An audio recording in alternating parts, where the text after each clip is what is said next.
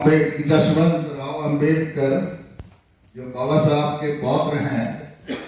और वर्तमान RPI अम्बेडकर के नाम से ही रजिस्टर्ड है ये पार्टी।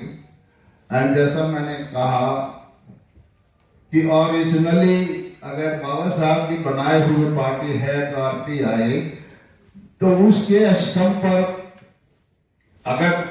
RPI चलती है तो बाबा साहब के खून का सबसे पहला श्रेय जाता है। हमारे बीच में बगल में बैठे हुए RPI के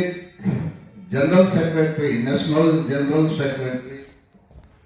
श्री विजय भाई मसूरिया, जो गुजरात सूरत में रहते हैं और आप लोगों के समक्ष में आज यहाँ इस कॉन्फ्रेंस में शामिल हुए हैं। माई सेल्फ, मेरा नाम प्रसादी पासवान है, रहने वाला बिहार का हूँ, लेकिन वर्षों से गुजरात में सेटल्ड हूँ। हमारा कार्य क्षेत्र ऐसे तो ऑल ओवर इंडिया है और जय भीम फोरम जो इसी के समकक्ष एक सोशल ऑर्गेनाइजेशन है, उसका मैं कन्वीनर हूं। जय भीम फोरम एक ऐसी संस्था है जो लोगों को यूनिटी, आज समाज में टुकड़े टुकड़े हो गए हैं, पार्टियां इतनी हो गई हैं। आप लोग सब जानते होंगे कि भारतवर्ष में अंबेडकर विचारधारा से जुड़े हुए सामाजिक तथा राजनीतिक इतनी सारी पार्टियां हैं, जहां भी हाथ आप फैलाए नहीं मिल जाएगा, छोटी बड़ी पार्टियां। और उसी के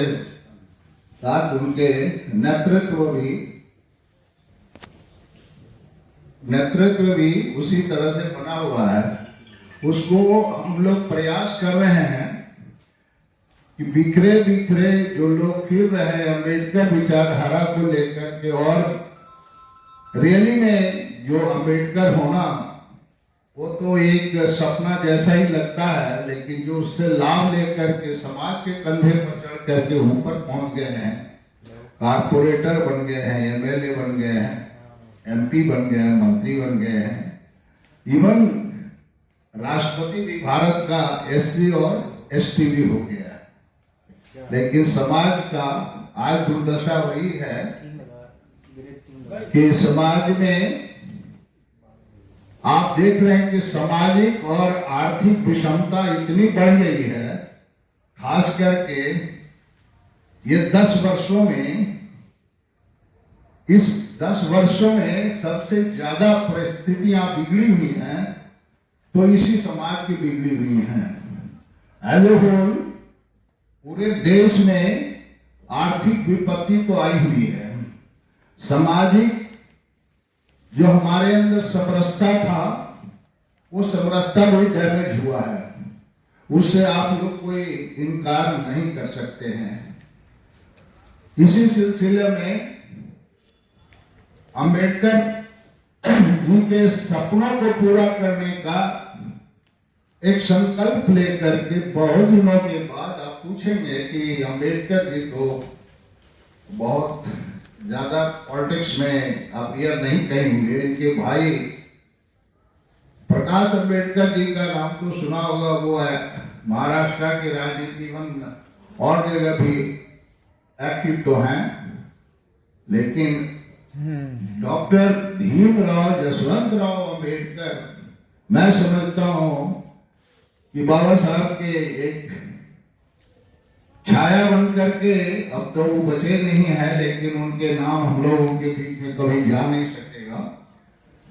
उसे साकार करने के कोशिश में इन्होंने पॉलिटिकल एक्टिविटीज और सोशल एक्टिविटीज शुरू किया हुआ है। शायद आप लोगों में से जानते भी होंगे, नहीं जानते हम पूरक करते हैं। बाबा साहब ने आजादी के बाद समाज को उत्थान करने में खास करके उन वर्गों का, दोज वेयर दी ऑप्रेस्ड, वर्षों से जो सफर कर रहे थे उनको उनके उत्थान के लिए उन्होंने जो किया है आप लोगों से वह छुपी हुई नहीं है, जान रहे हैं।